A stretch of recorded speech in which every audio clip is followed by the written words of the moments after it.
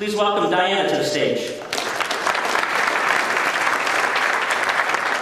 Now, Diana, you and I had a pretty interesting conversation about your introduction to Rotary.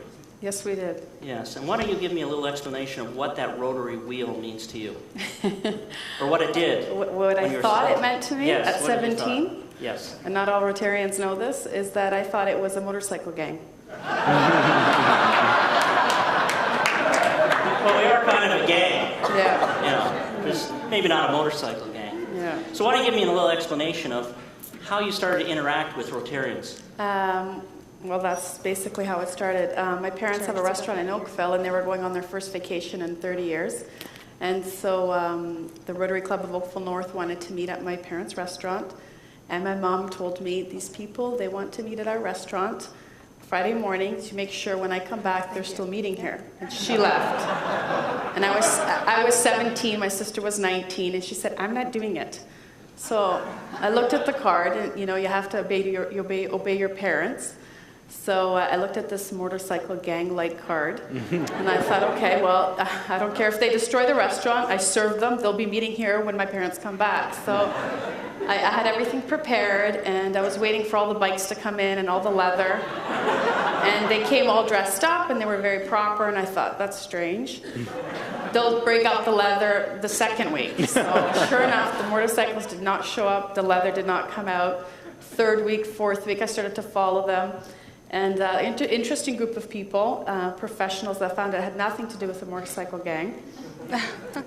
Really started to follow them because I had no exposure to Rotary prior to this. So they saw me go off to university. After that... well, did you do a RILA? I did a RILA. That's what happened. Right. Yeah, after university, they asked me to join RILA.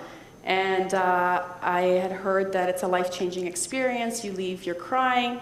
And I thought, me cry? Never. I'm so, you know, head on the shoulders type of girl. I was crying, and it was amazing. It was a life-changing experience. I loved it. I was actually also there with Sean Majumder. He's a comedian that we all know nowadays, so he's a former Rylarian. And still keep in touch with a lot of those Rylarians that I went to Ryla with back in '94. So now we fast forward. You apply for ambassadorial scholar. Well, my club asked me after, well, I call it my club, but that club in turn asked me after to apply for the scholarship. So I thought, okay, well, you know, I have to do good and I have to try really hard. So I researched everything that needed to be researched, obviously maybe over-researched, over-prepared.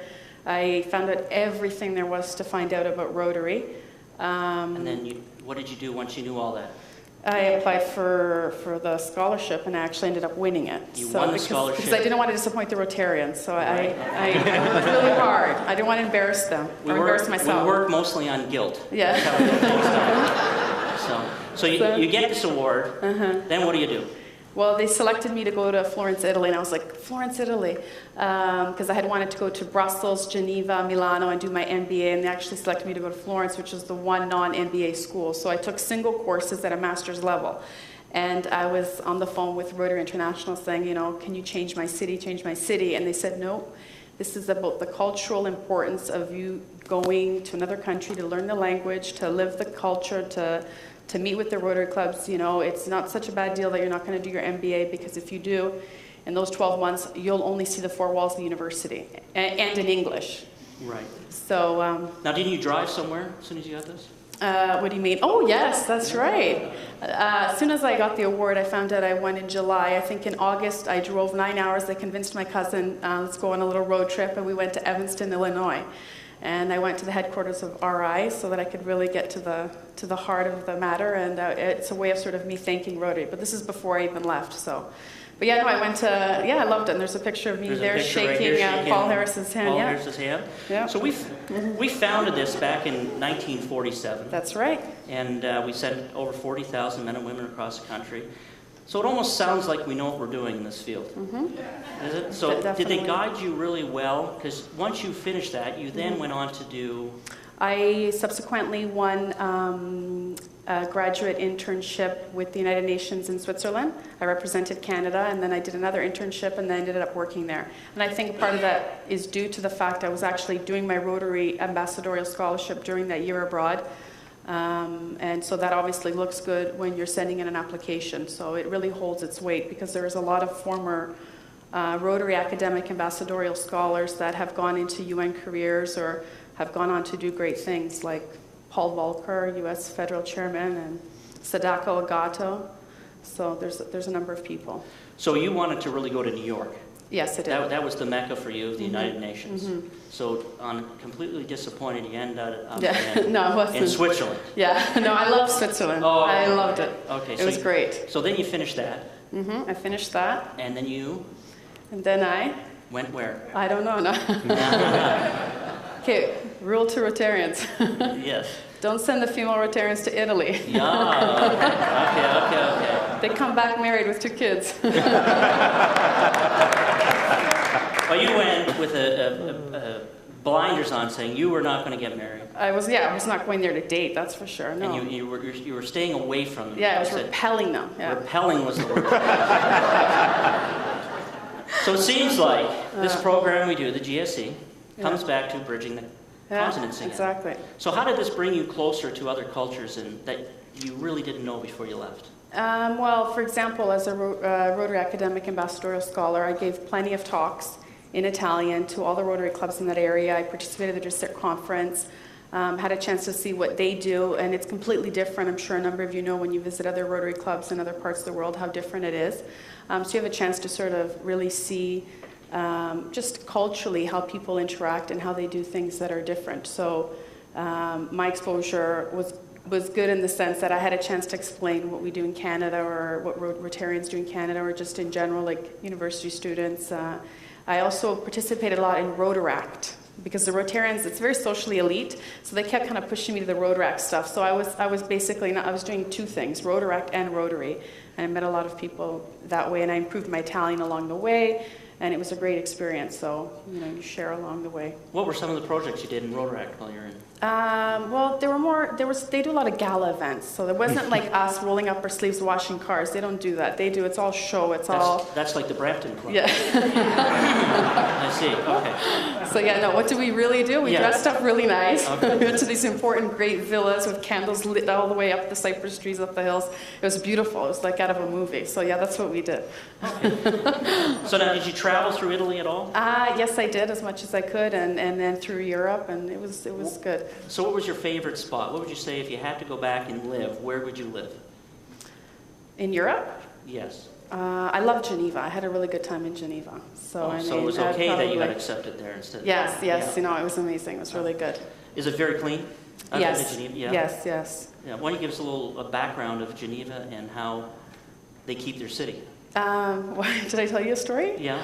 You don't remember these stories? Oh dear. Yeah, they're very strict. You can make it up. They've never heard this before. Yeah, they have a rule where you can't take out your garbage, I think, before 8 p.m. And it was one night, and instead of me taking the garbage downstairs to the dumpster in the basement, I thought, it's like 7:45, I'll leave it by the door, it's 15 minutes. A man stopped me and said, "Oh, mademoiselle, qu'est-ce que tu veux?"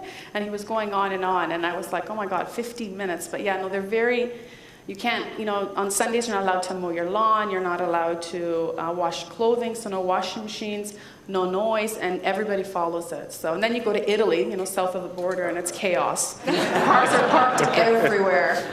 So yeah. So then you came back here. Mm-hmm. What did you start doing here? Well, I came a year ago. I convinced my husband that we have to come back to Canada, so the poor guy has to do a bunch of exams to be a doctor here, and he's almost at the end of that. And now I'm a community youth manager for CYAN, which stands for Community Youth in Action Network.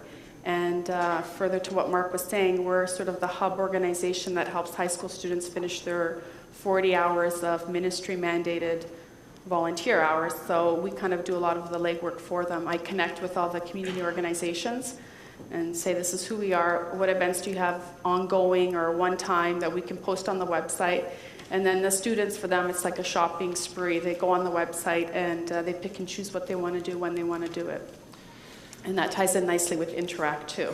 And now you're a Rotarian in Oakville, Trafalgar? Yes, I am. And your next big thing is? Next big thing is? With Rotary? I don't know. You're just waiting for your job? Yeah, no. Yeah, no. Well, I'm on the Youth and Vocation Committee, so I'm really happy about that. And obviously, I see a bright future for me in Rotary, and that's great. Definitely. Yeah. Thank you very much for taking time out of your day to come visit and let us know your story. Diannadinevski. Thank you. Thanks, Mark. Thank you.